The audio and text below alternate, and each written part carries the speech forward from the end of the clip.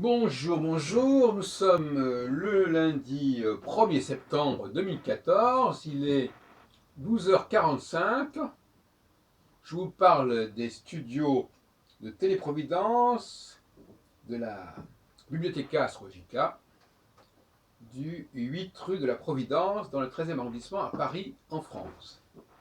Et, une fois de plus, donc Jacques Albron à l'antenne. Et cette fois-ci, je vous parlerai un peu, je vais souvent dans les cafés philo, je voudrais vous parler un peu de ce que m'a inspiré un des derniers cafés philo, parce que le dimanche, je vais souvent à 2 ou 3 cafés philo. Il y a des idées comme ça qui viennent, qui se présentent dans mon esprit ou dans le débat. Et il y a eu un café philo hier qui concernait l'absurde. Voilà. Il fallait rediscuter sur l'absurde. C'est-à-dire ce qui ne fait pas sens, ou ce il faut donner du sens.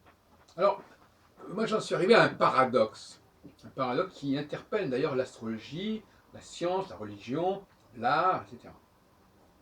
Le paradoxe, c'est que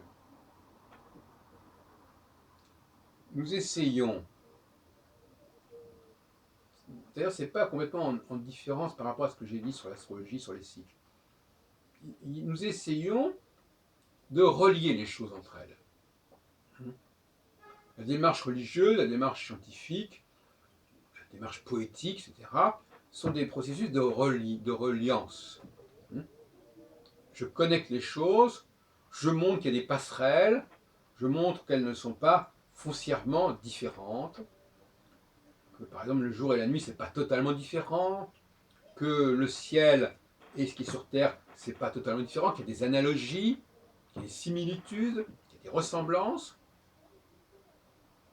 Donc il y a cette idée d'un stade où la religion, le mot religion renvoie à l'idée de relier, mais la science est là aussi pour relier. Mais en même temps, donc ça ce serait la phase 1 de ce que j'appelle le cycle de Saturne, 7 ans. Mais en même temps, il y a un autre moment où, au contraire, ce qui a été relié est remis en question. On dit vous avez relié telle et telle chose, mais ça ne tient pas debout, ça n'avait pas de sens. Donc on a voulu, en reliant, faire sens, et en fin de compte, quelque part, en reliant, on crée du non-sens. Pourquoi? Parce que tout simplement, on a mis en connexion des choses qui n'ont rien à voir, et il est absurde, va-t-on dire, de relier ceci et cela. Donc on a voulu créer des liens pour échapper à une forme d'absurdité, c'est-à-dire d'un monde où tout serait séparé, et en créant ces liens, on crée de l'absurdité. Parce que pour un certain type d'entendement, une certaine exigence critique, ça ne tient pas. D'où la question par exemple des pseudosciences. Qu'est-ce que c'est qu'une pseudoscience? C'est une science qui prétend à la fois rapprocher, relier, et qui en même temps pose un problème de pertinence, de cohérence, de compatibilité, de vraisemblance, qui fait que elle est absurde, elle est irrationnelle. Donc, comme on dit, l'enfer est pavé des meilleures intentions. Les bonnes intentions d'unifier, de relier, sont aussi considérées comme un poison pour le mental, pour l'esprit, une attaque contre l'esprit. Et donc on a constamment un phénomène de construction de liens et de remise en question de ces liens. On est pour que je sois en astrolinguistique, on construit et puis on déconstruit. On construit des liens, on détruit ces liens, on les défait, on les dénoue.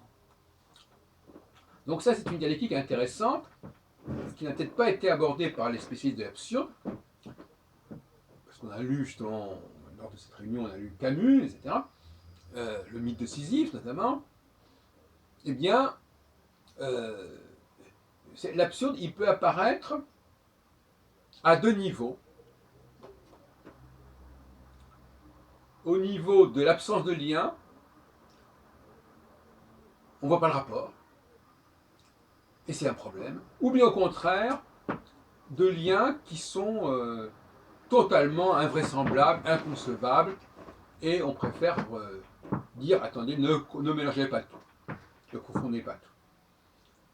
Donc on est une espèce d'oscillation permanente entre deux formes d'absurdité qui se succèdent et qui alternent.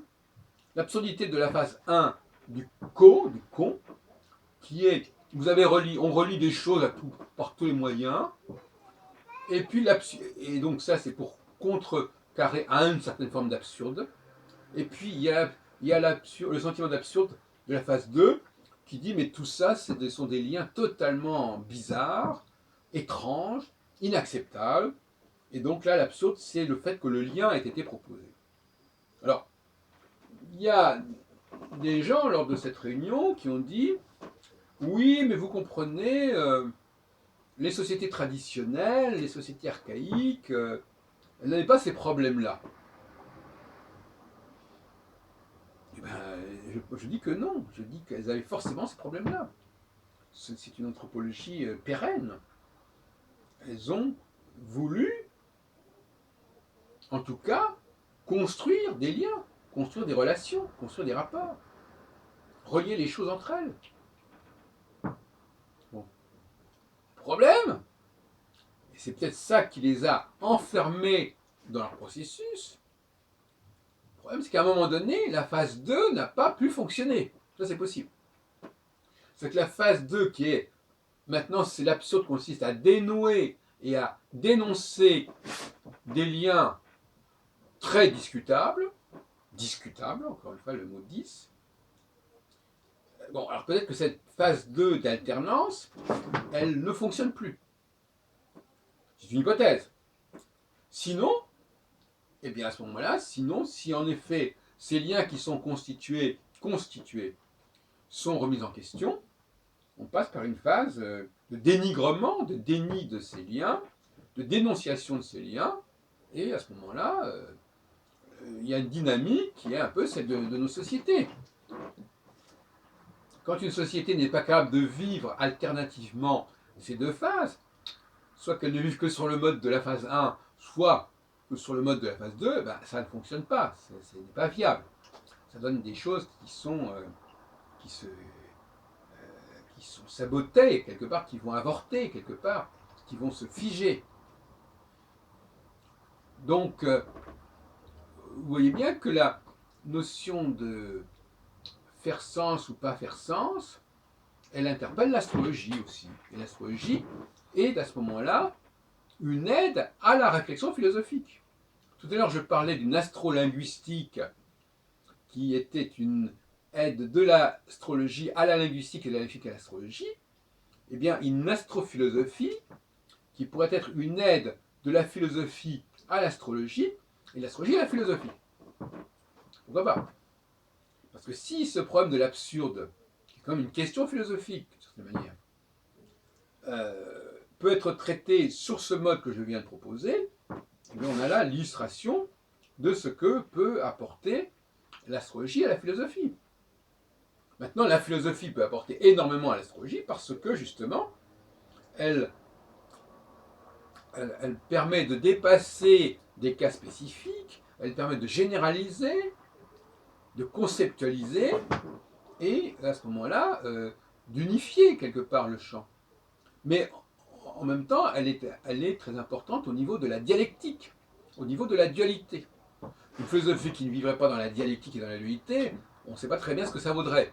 Il y a une dynamique, il y a un dialogue, pour parler comme Socrate, il y a un dialogue qui est nécessaire à la philosophie, qui émane de la philosophie, et qui nous dit, effectivement, cette dualité que la philosophie met en avant, met en évidence, cette dualité, elle parle évidemment à l'astrologie. Elle parle évidemment à une cyclologie binaire. Bon. Donc il y a une complicité, il y a une communion il y a une convergence entre les enjeux de la philosophie et les enjeux de l'astrologie.